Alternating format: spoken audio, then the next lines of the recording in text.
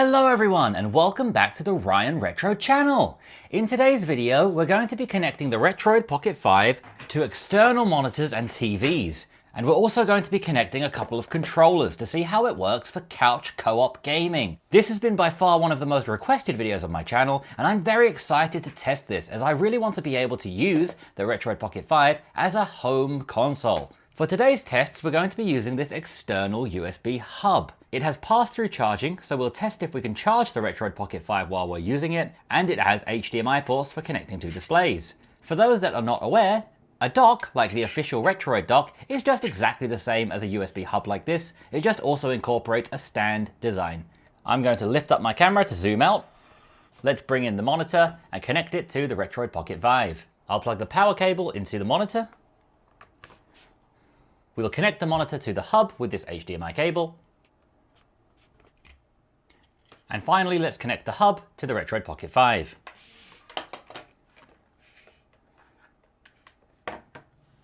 Let's turn on the monitor.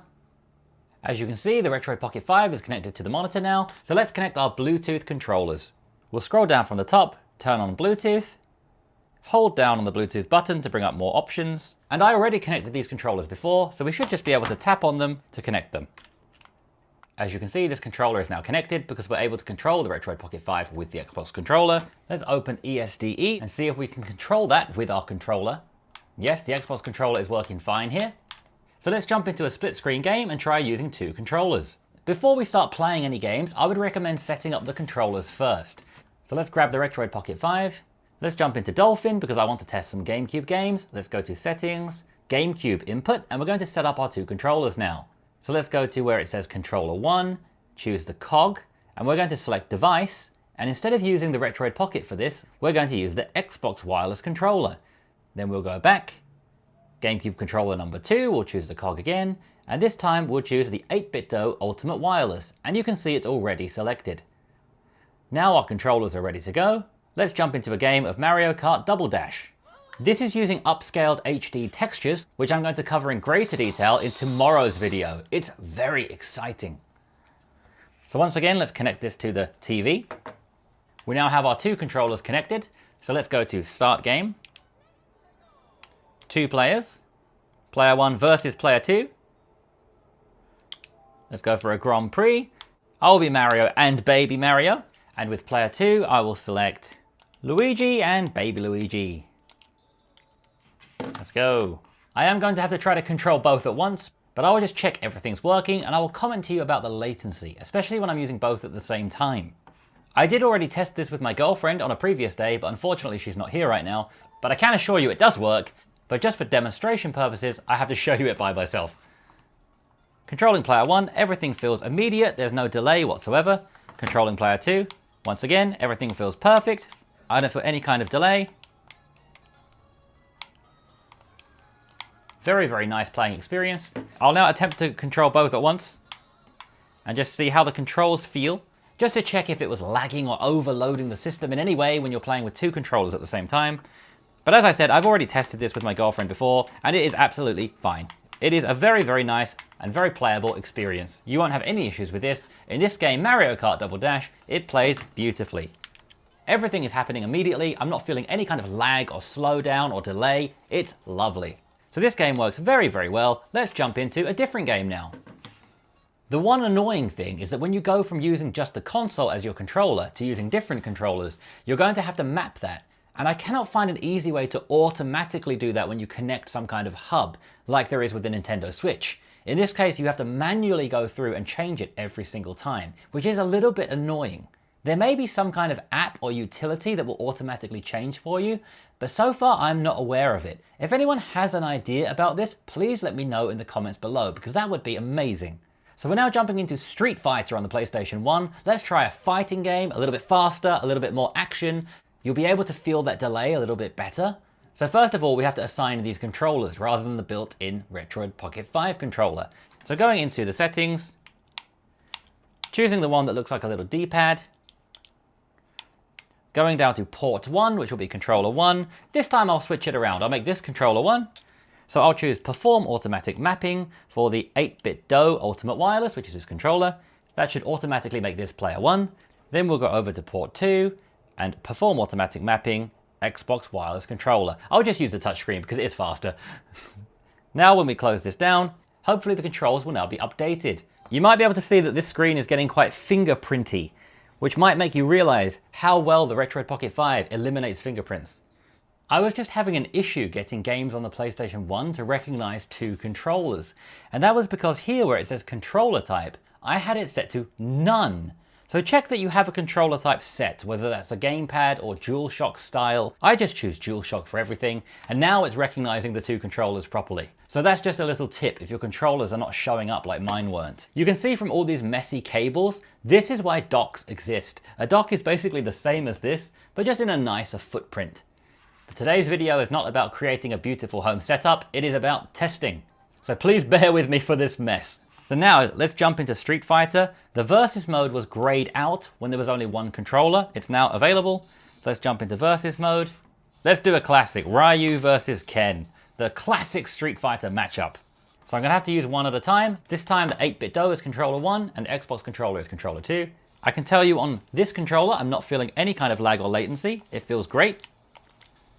Let me see if I can remember how to do Hadouken. Hadouken. Okay, I can do a Hadouken. That's my first time doing a Hadouken in about 20 years. I still remember the button combo, and I'm able to do it pretty consistently. So the controls are definitely pretty good. Now let's switch over to Ken over here. It feels incredibly responsive. I would say the Xbox controller actually feels even more responsive than the 8-bit-do. I thought this felt incredible, but this feels even better. I do think this is generally just a better controller than this, by the way. If anyone was thinking about choosing between these controllers, this is just better. This one is great because it does work with everything. It works with Android, it works with Nintendo Switch. So I really like that aspect of it. And it also comes with this really cool little stand that lets you charge it, which inside has a really cool little dongle that you can use to connect to computers. And my apartment is talking to me again. Let's see if we can also do a Hadouken with this controller. So I guess I have to roll it the other way this time. Yep, no problems. Once again, everything's very fluid, and I think this is a better test than Mario Kart in order to test the latency, and it's great. So once again, if you want to play split-screen Street Fighter, fantastic on the Retroid Pocket 5.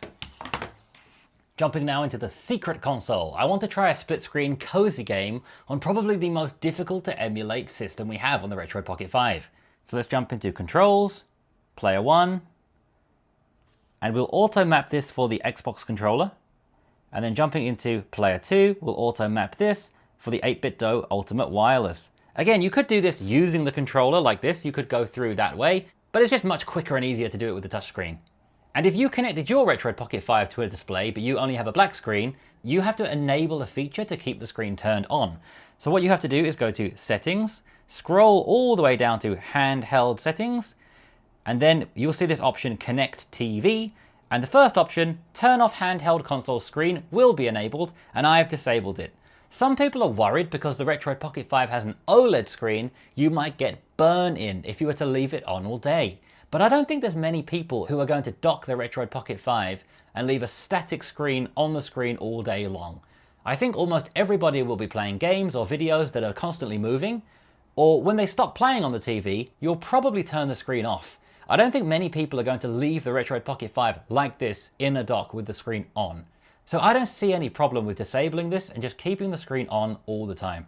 So now that we assigned our controls, hopefully they're working, we're now playing a game called Ever After Falls on the secret console. This is a really cute split screen game similar to Stardew Valley. Actually, when you launch the game, it actually mentions games like Stardew and basically just tells you it's ripping them off. So you can see on the left side is my character, and I'm running around with my little sword. I can run around, I can chop down trees. Everything is very, very smooth. It runs beautifully. On the right side of the screen is my girlfriend's character, and once again, with this controller, I can run around. I can chop down the trees. Or grass, I should say. This is actually grass. I'm not a plant doctor. We can then switch to our axe and then actually chop down trees. This is a really cute game. We've only played the beginning part. This is the beginning of the game. We haven't really got that far into it, but it's really, really adorable. And it's running absolutely perfectly here. Both characters can run around fluidly. I don't feel any delay when I run around. Me and my girlfriend played this and we did experience what felt like a big delay when we were playing, but the problem was the cable I was using. I was using a really cheap HDMI cable, and for some reason it just didn't work well at all. This HDMI cable I'm using is not cheap, it's only probably around $6, but the one I was using before was a really bargain bucket, terrible piece of rubbish. So if you are experiencing any problems, try and use a cable that's at least acceptable quality, because it might help fix your issue. One more thing I want to test before we wrap up this video is connecting the Retroid Pocket 5 to my 4K TV, because I'm also wondering if the 4K resolution was creating a problem. The Retroid Pocket 5 is only capable of 1080p. So I'm wondering if that was another reason why I did get delay when I tried to do this on the big TV. As you can see in all of our tests today, on this small monitor, everything is perfect. There is no latency, there is no delay. With any kind of Bluetooth or wireless connection, there technically has to be a latency, but what I mean is there's no noticeable latency. It's just the same as playing on any other console. It feels exactly the same as playing on a PlayStation, or an Xbox, or a console by a legal firm. So before wrapping this up, in order to be thorough in my testing and help you guys, I really do need to connect this to my 4K TV just to check that there are no issues for you.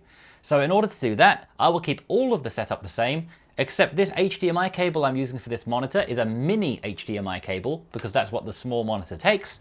So I will be switching that out for a good quality 8K 60Hz or 4K 120Hz HDMI cable. Of course we can't even get those resolutions, but the point is this cable is more than capable of showing everything the Retroid Pocket 5 has to offer, so we'll see if there are any issues when I connect this cable to this hub and the other side to the TV. So let's do that now and find out. The Retroid Pocket 5 is connected down here, and I'm also going to now plug in the charging cable to see if we get pass-through charging through to the Retroid Pocket 5 while we play. Here's my charging cable. Playing on the 4K TV, again, it's running perfectly smooth. Let's now add the second character in and run around. Once again, it's smooth. We'll use both controllers and run around at the same time. Both feel very smooth. Once again, let's go outside. The sound is coming through the TV and sounds great. Let's run around and chop down a tree. This is working beautifully. When me and my girlfriend tried this game a few days ago, there was a real lag problem. So what I'm going to do now is change the cable setup to what we used a few days ago and see if that was the issue. Also, if you now look up here on the TV, we have gone from 84% battery to 93% battery in about 5 minutes. So not only is it charging while playing, it's charging very quickly. This is using my laptop charger, so it's about 60 to 80 watts. It's charging beautifully. Ignore all the mess on my bed. I've had to throw everything everywhere to film this for you because my TV is directly in front of my bed. I don't have a couch. This is bed co-op. So I apologize for the mess. I need to clean that in a minute. So I'm just using a USB hub with an HDMI cable to connect to the TV, and then a USB-C to charge the device. That's it. So if you buy the official Retroid dock, or any dock for that matter, a Steam Deck dock or anything like that, it's going to be exactly the same as this, but with a stand like this incorporated in the design. So they are really useful, but if they're a bit too expensive for you, you can just get any old dock. Although actually, to be fair, this was even more expensive than a Retroid dock. So if you do order the Retroid Pocket 5, maybe go for the dock too. And use my affiliate link. What we'll do now before we end the video is we'll use this cheap $10 cable I got from AliExpress. This is for the Nintendo Switch, and it is simply a USB-C to HDMI cable, but it also has a charging port so you can charge your device while you play. The downside to this is that it only handles 30 frames per second. So any 60 frames per second games are going to be pushed down to 30 frames per second. When I tried this a few days ago, there was huge delay with the controller. So that's what I'm going to test now and see if it was a problem with the cable, or maybe my Retroid Pocket 5 was just messing up and needed to be restarted. Let's try. We've now connected the Retroid Pocket 5 with that cheap cable from AliExpress. There is no audio through the TV, and when I try to move my character, there is a 1 to 2 second delay. If you watch my character on this screen, when I move this, now, that's a good 1 to 2 seconds delay on every input. So if you want to run the Retroid Pocket 5 on a TV, you definitely need a good cable and probably a good USB hub or dock. Using a cheap cable like this is horrible. But I am relieved because I was worried that was the Retroid Pocket 5's problem. But it's not. As I've shown you in this video, if you use a good USB hub, this one is by Mokin, and I'll leave a link below if I can find it, but honestly, any good USB hub will be fine here. You will have no problems at all if you use a good USB hub or dock. Don't worry about it. Just buy something that's good quality and you'll be enjoying good co-op gameplay like I did in this video. And that brings us to the end of this video. So if there's anything you'd like to know, please let me know in the comments. I hope you will like and share this video, as it did take quite a lot of setup to make, and I do now have to clean up a huge mess in my home. So any engagement on this video would be greatly appreciated. Thank you as always for watching this, and if you'd like to get your own Retroid Pocket 5 like the one I used in this video, check out my affiliate link in the description. And I'd also recommend maybe picking up the Retroid dock as well, because then you're sure to get the experience that Retroid themselves intended. But once again, just pick up any decent USB-C hub and you'll be fine. Thank you once again for watching, and I'll see you again tomorrow for a video on high-definition Gamecube texture packs that I'm extremely excited about, because here is a spoiler, they look amazing. See you tomorrow.